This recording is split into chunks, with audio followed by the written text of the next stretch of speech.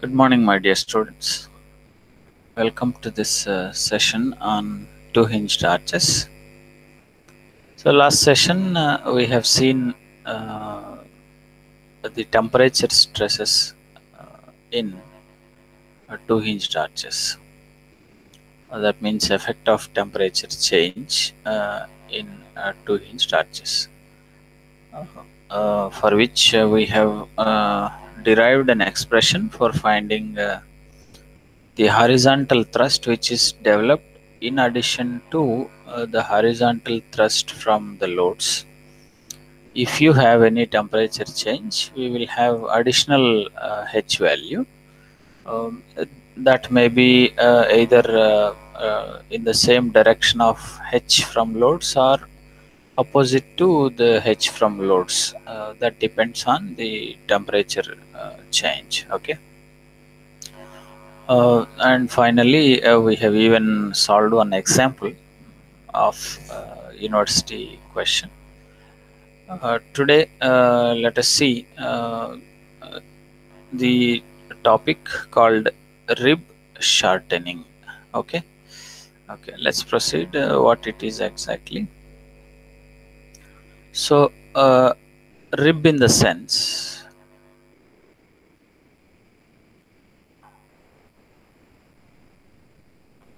the rib portion means, let me draw the arch, a part of the arch.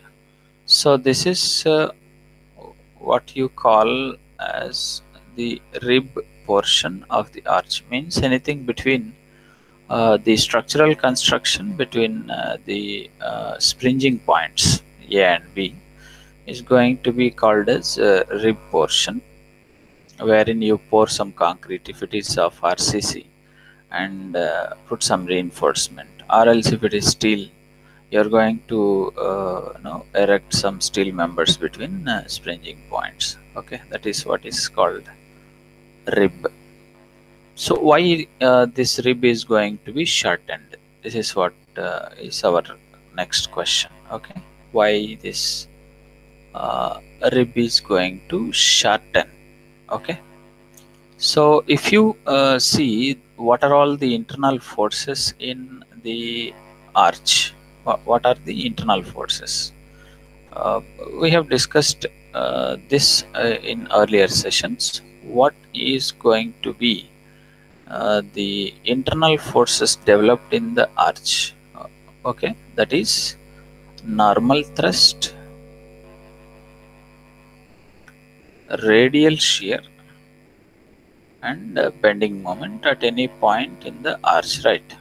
Okay, so these three are the internal forces in the arch. When you apply some load on the arch, at any point, if you see any point on the arch, there will be normal thrust, radial shear, and bending moment. Okay, right. Now let us concentrate on this N, normal thrust.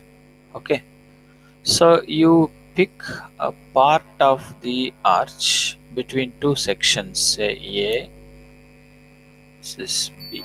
Okay, so select this portion of the arch. So what do you find? You find some normal force. That means what you call normal thrust at B, and even you have some normal thrust at A also. Okay, now if you draw it in a straight manner, so what you have here, some normal thrust at B you have N. What you have to the left is normal thrust at A. Okay, so N at A and N at B. If both are same, for example, this is like what? Compressive force on a member, just like what do you see here is a diagram. just like it is very similar to a member having compressive force. What it is going to have, it is going to compress by this force. So finally the deformed shape, let us expect this deformed shape. Okay, so what is going to happen? So N is the compressive force, normal thrust, what we are calling technically with respect to arches. So N is going to compress the element. If you pick some element, a portion of the arch that is going to be compressed, means what? Length of that element is going to reduce. Likewise, the entire arch, if you can make into the elements, means small pieces, infinitely small pieces, and each and every element is going to have two normal thrust values, normal forces acting on it. It's like a compressive force. So each and every element is going to be compressed. So likewise, if you add all those delta values, that means change in length, I say I means 1 to n, so many elements that you take from A to B. So delta I, if you take sum of all of them, what you are going to get is total rib shortening value. How much is going to shorten if that length of the arch along the rib is S? What we are calculating, or our given value till now is span L. L is the span, means between the length between A and B, that means springing points along the horizontal direction. What is S? Length of the arch along the rib. Okay, so that is curvature length, right? So this is what is S. So this is a value which is going to be reduced by an amount of delta. So because of the value N, and what is the reason for development of N? It is because of the loads that you apply on the arch. So because of normal thrust developed in the arch, there is going to be rib shortening.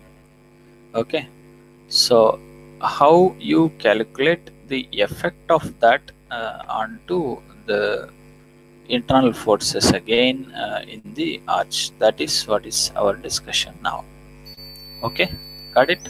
So rib is the portion wherein you have structural construction of the arch between A and B, where the what you have is maybe an RCC or steel construction. Okay, and that is going to shorten because of normal thrust developed in the arch. Okay, so let us now look into how this is shortening is going to affect the internal forces developed in the arch, right?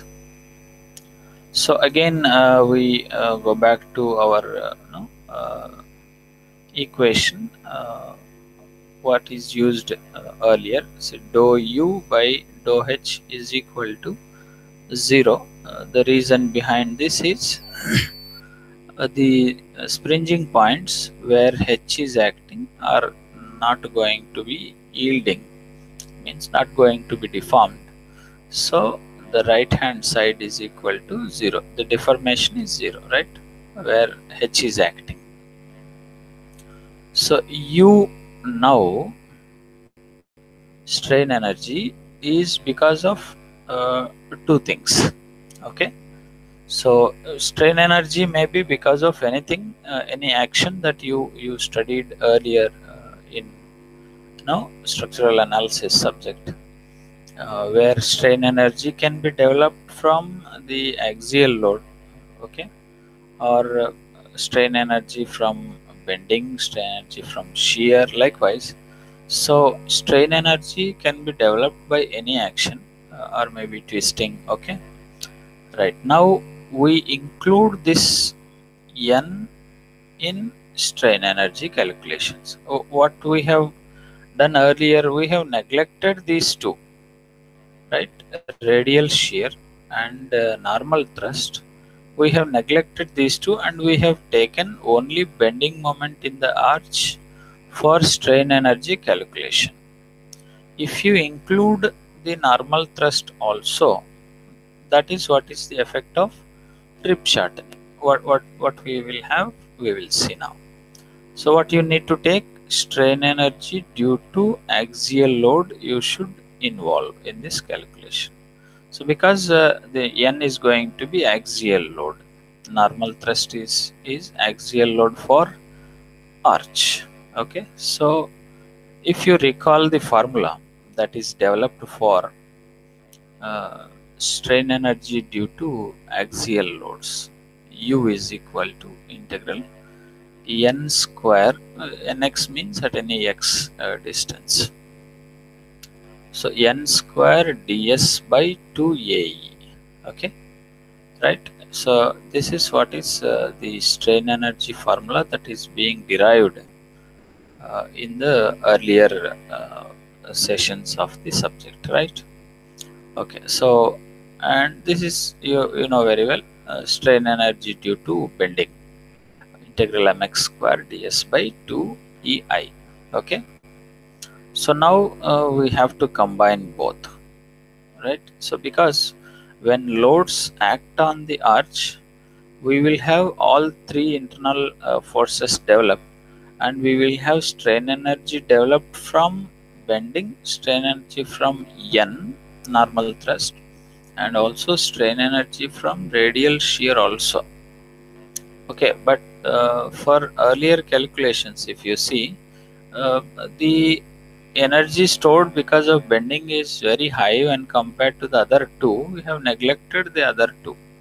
Okay, now our intention is to see what is the effect of this N on this uh, uh, analysis or the result of the arch. Okay, so force, internal forces or maybe support reactions. So this is what we need to see now. Right, what is N now? You expand, that is already being derived in the relation between horizontal thrust and vertical force developed in the arch at any point. So if you just can name this as say N x, V at the same place x, h is constant anywhere, so you need not write suffix x because h is constant anywhere. Okay, so n at x, any location x, is equal to v sine theta plus h cos theta is our relation that you expand. And anyhow, mx is going to be m dash minus hy.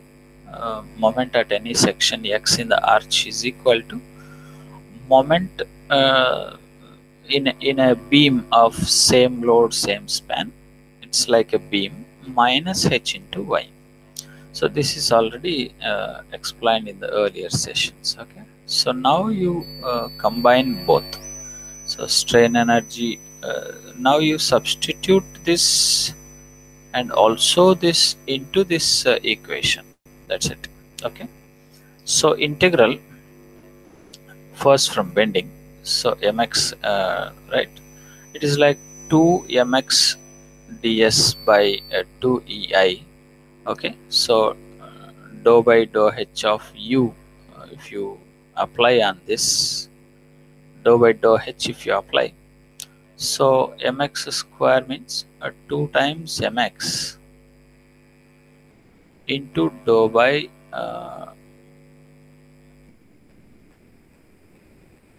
dou h of mx.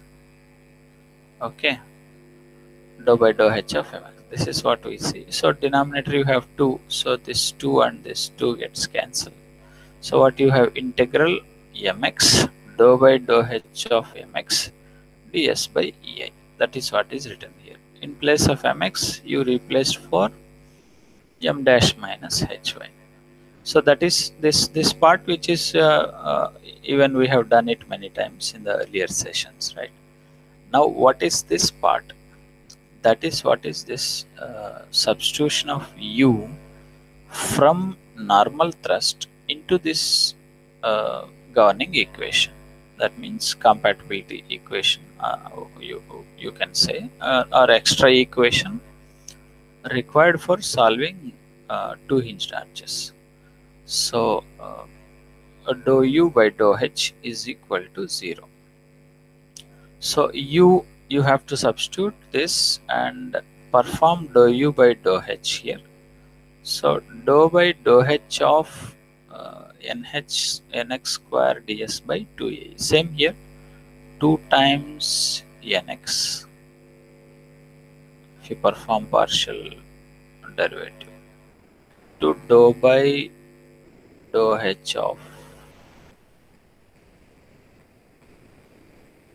nx. Okay, got it. So 2 again in the numerator, 2 in the denominator gets cancelled. So what you have here is, it is just nx into dou by dou h of nx. Okay, so what is nx? V sin theta and h cos theta. That is this one. And why this cos theta? So dou by dou h of nx. So do this dou by dou h here. So first term doesn't contain any h, so it is constant, so differentiation is going to be 0. So dou by dou h of h cos theta is cos theta. Okay, so this will become 1, and cos theta into dou by dou h of h is 1. So cos theta is the value divided by ae and ds. Okay, so this equal to 0, combining both. So if you neglect this one, we will have a regular equation derived for h is equal to this integral numerator, and then this part of denominator is very common. This is what we derived earlier when you neglect normal thrust effect. So that means rib shortening effect. So that is what is you are going to see now. You are going to include the n into this calculation. That is where you get rib shortening effect. Okay, right, let us see now. Right, m dash y into ds by ei. So this is all expansion of this. Okay, so dou by dou h of this, what you have, minus y. Okay, so to simplify, so m dash minus hy into dou by dou h of m dash minus hy is minus y, right? So that's why minus y into m dash is minus of m dash into y ds by ei, first term, minus of minus plus this one. Let me clear that.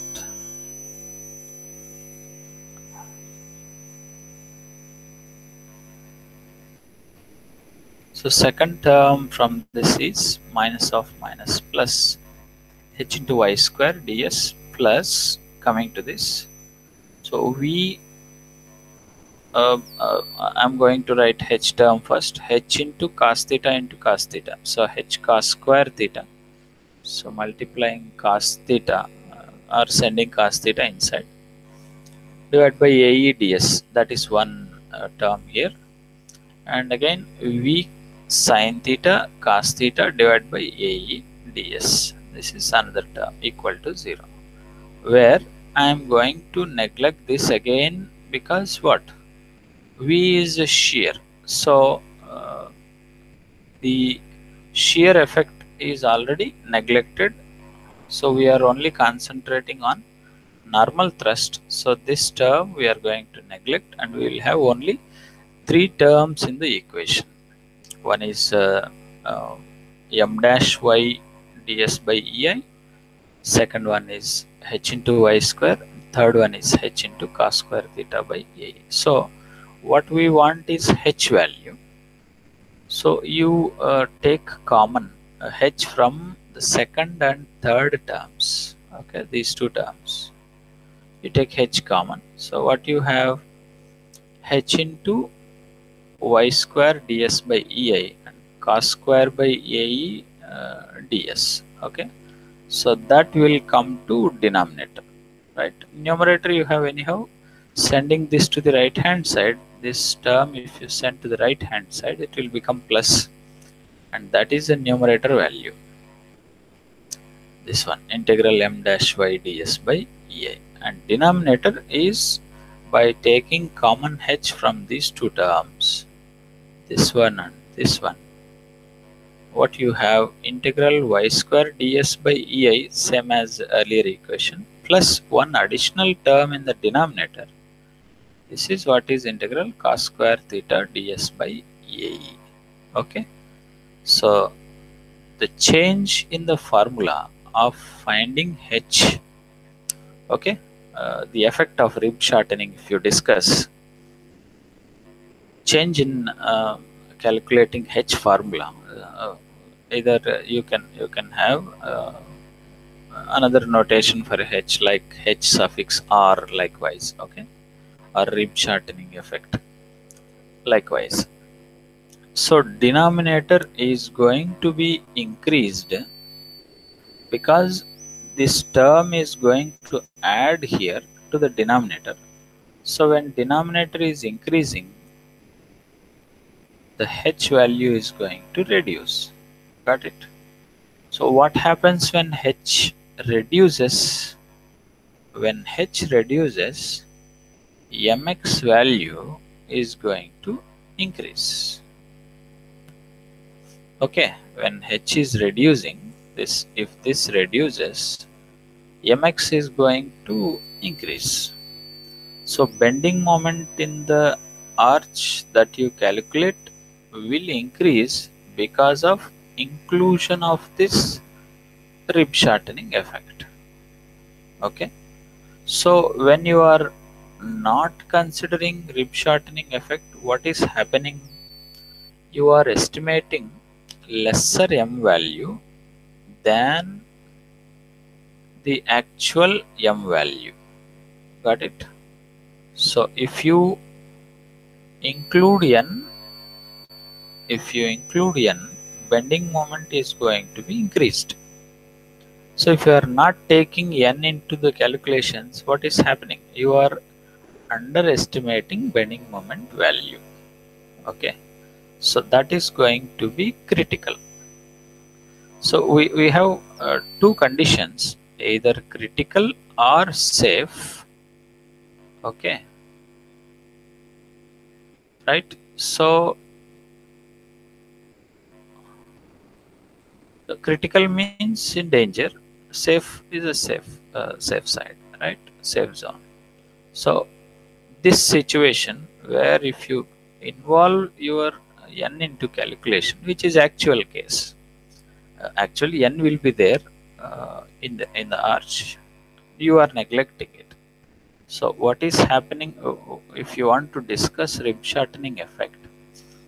If you consider rib shortening effect into your calculation, h calculation, h is going to reduce because of what? There is a term, additional term in the denominator, this one. There is additional term in the denominator which is adding to the value, so that h is going to come down, h value will reduce.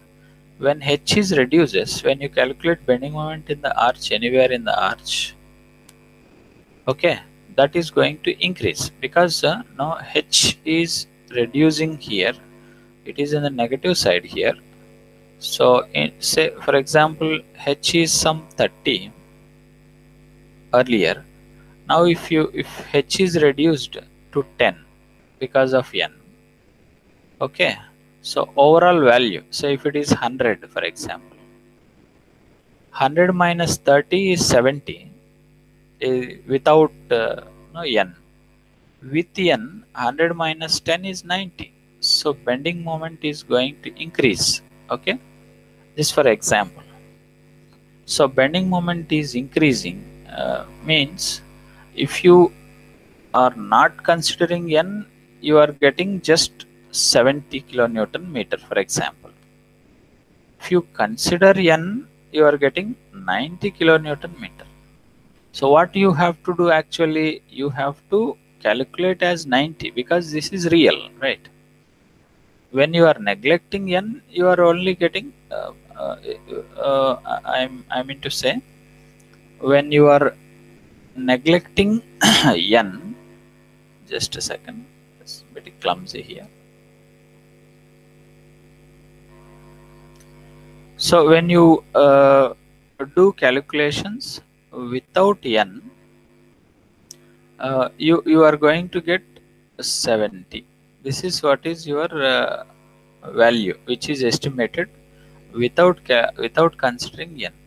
If you consider n, the bending moment is going to be increased. So if you neglect n, you are reporting only 70. Okay, but actual value is 90, so you are underestimating bending moment developed in the arch. So what you design for, you design for 70, but actual bending moment developed in the arch is 90, so your design is not sufficient. This for just only the theoretical discussion. This must be checked when you actually do a real problem, right? So what you are doing, you are underestimating bending moment, and that is going to be critical because your design is not sufficient. You have to design actually for 90, but you are designing for 70 kilonewton meter. So that's why it is going to be a critical situation. Okay, so this is the detailed discussion on the effect of rib shortening, right? Thank you.